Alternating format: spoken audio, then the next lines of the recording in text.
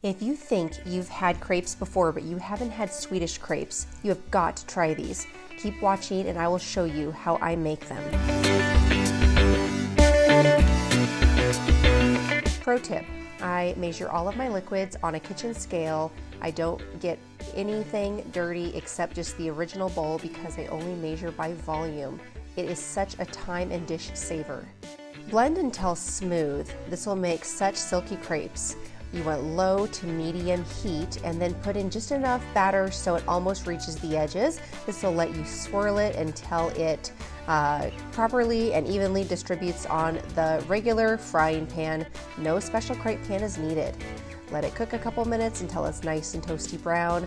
Then you can flip just another minute or two and it will be golden brown on the other side. And then you can put it off to the side, flip again, do another one, repeat the process until you are all out of batter. Then brush the tops with melted butter and sprinkle liberally with powdered sugar. Then, just like a jelly roll or a cinnamon roll, you will roll them up. You could put cream or jam or fruit fillings inside if you prefer that. But for the way that my mom always made Swedish crepes, it was only butter and powdered sugar. And a lot of times we will put fruit on top.